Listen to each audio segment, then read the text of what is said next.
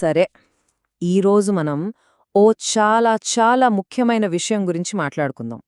చాలామంది చిన్న వ్యాపార యజమానులు వాళ్లకు తెలియకుండానే ఒక ఉచ్చులో ఇరుక్కుపోతారు. మరి ఆ ఉచ్చులోంచి బయటపడి నిజమైన స్వేచ్ఛను ఎలా సాధించాలో ఈ విశ్లేషణలో చూద్దాం. మొదట్లోనే ఓ ప్రశ్నతో మొదలుపెడదాం. ఒక్కసారి మనస్సులో నిజాయితీగా ఆలోచించుకోండి. అసలు మనం ఒక వ్యాపార యజమానిగా ఉన్నామా, లేక మనకు మనమే సృష్టించుకున్న ఓ ఉద్యోగంలో గొప్ప ఉద్యోగిగా మిగిలిపోయామా? ఆలోచించండి. ఒకవేళ మనం లేకపోతే మన వ్యాపారం నడవదు, ఆదాయం పడిపోతుంది అంటే అప్పుడు ఉన్నది వ్యాపారం కాదనమాట. అది కేవలం ఓ ఉద్యోగం అంతే. అసలు వ్యాపారం ఎందుకు మొదలుపెడతాం? ఆ కలలెలా ఉంటాయి? ఆహా, ఫైనాన్షియల్ ఫ్రీడమ్, టైం ఫ్రీడమ్, మనకు మనమే బాస్, భలేగా ఉంటుంది కదా. కానీ రియాలిటీ ఏంటి? 24 గంటలు పని, ప్రతి కస్టమర్ ఒక బాస్ లాగే కనిపిస్తాడు. నిజానికి ఉద్యోగంలో 9 to 5 పనిచేస్తే అయిపోతుంది. కాని ఇక్కడ స్వంత వ్యాపారంలో మన చేతులతో మనమే ఒక జైలు కట్టుకుని అందులో రోజంతా బందీగా ఉండిపోతాం. అసలు మొదట్లో కన్న కల ఏమైందో కూడా గుర్తుండని పరిస్థితికొచ్చేస్తుంది. సరే, ఇంతకీ ఈ సమస్య అంతా ఎక్కడ మొదలవుతుంది? దాన్ని అర్థం చేసుకుందాం. దీన్నే టెక్నీషియన్ సిండ్రోమ్ అని పిలుస్తారు. దీనివల్లే చాలామంది బిజినెస్ ఓనర్స్ వాళ్లు క్రియేట్ చేసుకున్న ఉచ్చులోనే ఇరుక్కుపోతారు. టెక్నీషియన్ అంటే ఎవరో కాదు, మనలో చాలామందిమి టెక్నీషియన్లమే. ఉదాహరణకు, ఎవరైనా బిర్యానీ అద్భుతంగా వండుతారనుకోండి, వెంటనే ఓ బిర్యానీ పాయింట్ పెట్టేస్తారు. కోడింగ్ బాగా వస్తే ఓ సాఫ్ట్వేర్ ఏజెన్సీ స్టార్ట్ చేస్తారు. ఇక్కడే మనం చేసే అతిపెద్ద పొరపాటేంటంటే, ఆ టెక్నికల్ స్కిల్ వేరు, దాన్ని ఒక బిజినెస్గా నడపడం వేరు అన్న విషయాన్ని మర్చిపోవడం. దీనివల్ల ఏమవుతుందో తెలుసా? మనమొక విషవలయంలో, ఒక లూప్లో చిక్కుకుపోతాం. చూడండి, స్టెప్ 1 మనకున్న స్కిల్తో బిజినెస్ స్టార్ట్ చేస్తాం. స్టెప్ 2 అన్నీ పర్ఫెక్ట్గా ఉండాలి అని చెప్పి ప్రతి పని మనమే చేస్తాం. దానివల్ల బిజినెస్లో జరిగే ప్రతి పనికి మనమే అడ్డంకిగా, బాటిల్ నెక్గా మారిపోతాం. ఇక ఆ తర్వాత ఎదుగుదల ఆగిపోతుంది. రోజూ అదే పని, అదే తలనొప్పి. చివరికి ఒక వ్యాపార యజమానిగా కాకుండా కేవలం ఒక ఫైర్ ఫైటర్గా మారిపోతాం.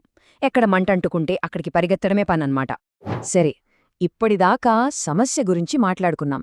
మరి సొల్యూషన్ ఏంటి? ఆ రహస్యం ఎక్కడుందంటే సిస్టమ్స్ నిర్మించడంలో ఉంది. అంటే వ్యవస్థల్ని క్రియేట్ చేయడంలో. దీనికి ప్రపంచంలోనే బెస్ట్ ఎగ్జాంపుల్ మెక్డానల్డ్స్. ఒక్కసారి ఆలోచించండి, మెక్డానల్డ్స్లో దొరికే బర్గర్ ప్రపంచంలోనే బెస్ట్ బర్గరా? అస్సలు కాదు. మరి వాళ్ళు వేల కోట్ల బిజినెస్ ఎలా చేస్తున్నారు? ఎలా అంటే, వాళ్ల అసలైన ప్రొడక్ట్ బర్గర్ కాదు, వాళ్ల బిజినెస్ సిస్టమ్. అక్కడ యావరేజ్ స్కిల్స్ ఉన్నవాళ్లు కూడా ఎక్స్ట్రాడినరీ రిజల్ట్స్ ఇచ్చేలా ఆ సిస్టమ్ని డిజైన్ చేశారు. వాళ్ల ఫోకస్ బర్గర్ మీద లేదు, బిజినెస్ని ఒక సిస్టమ్గా మార్చడం మీదే ఉంది. ఆ అద్భుతమైన సిస్టమ్ వెనుక ఉన్న సీక్రెట్ వెపన్ ఏంటో తెలుసా? అదే స్టాండర్డ్ ఆపరేటింగ్ ప్రొసీజర్, షార్ట్గా SOP అంటారు.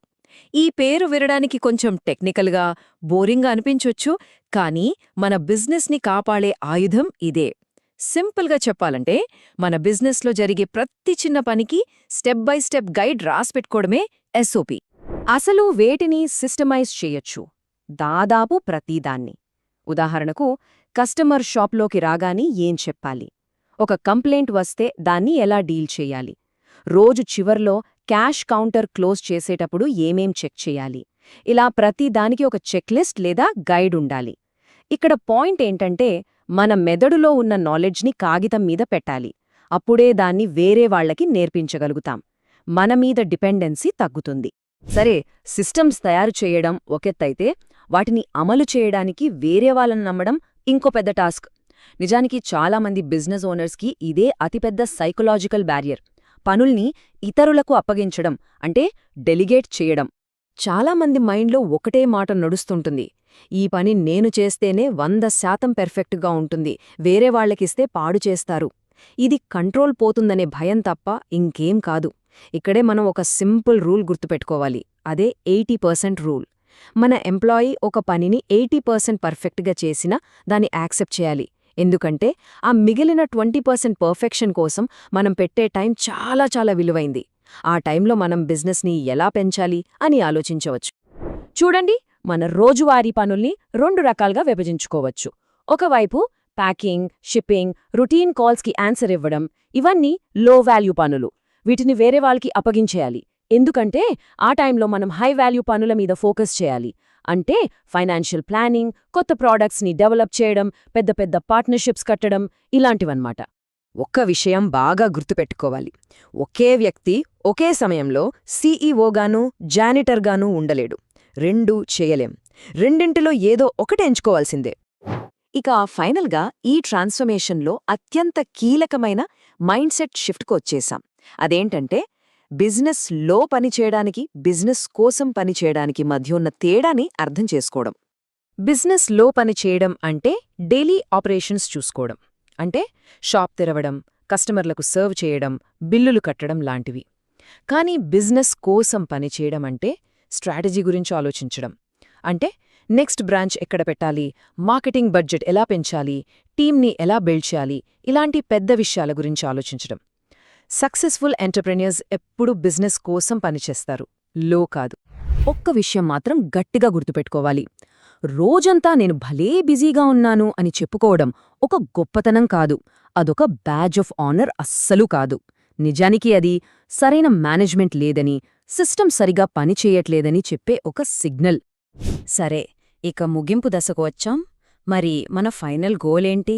అసలు లక్ష్యమేంటంటే మనం లేకపోయినా సరే దానంతట అదే నడిచే ఒక బిజినెస్ని నిర్మించడం.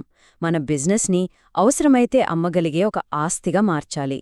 అప్పుడే మనకు నిజమైన స్వేచ్ఛ వస్తుంది. సరే, మరి ఆ స్వేచ్ఛ వైపు వేయాల్సిన మొదటి అడుగులేంటి? ఇక్కడ్నుంచే మొదలుపెట్టాలి. ఫస్ట్, రాబోయే 3 నెలల్లో ఇప్పుడు చేస్తున్న పనుల్లోంచి కనీసం 2ంటిని వేరేవాళ్లకప్పగించండి. రెండోది, ఈరోజే మీ మొదటి ఎస్ఓపి రాయడం స్టార్ట్ చేయండి. మూడోది, మీ టీంకి ట్రైనింగ్ ఇచ్చి చిన్న చిన్న డెసిషన్స్ తీసుకునే పవర్ వాళ్లకివ్వండి. అన్నింటికన్నా ముఖ్యం, 4వది, ప్రతిరోజు కనీసం 1 గంట బిజినెస్ కోసం పనిచేయడానికి టైం పెట్టుకోండి. ఇప్పుడు నిర్ణయం తీసుకోవాల్సిన సమయం వచ్చింది. ఎవరుగా ఉండాలనుకుంటున్నారు? రోజూ అదే పనులు చేసే టెక్నీషియన్గానా, ఆ పనుల్ని మేనేజ్ చేసే మేనేజర్గానా, లేక వీటన్నింటినీ దాటి ఒక కొత్త బిజినెస్ని నిర్మించే ఎంటర్ప్రెన్యూర్గానా? ఈ చాయిస్ మనదే. చివరిగా ఒక్కటే మాట, అసలైన లక్ష్యం కేవలం డబ్బు సంపాదించడం కాదు, డబ్బుతో పాటు ఫ్రీడమ్, స్వేచ్ఛను కూడా అందించే ఒక బిజినెస్ని నిర్మించడం. అదే నిజమైన విజయం.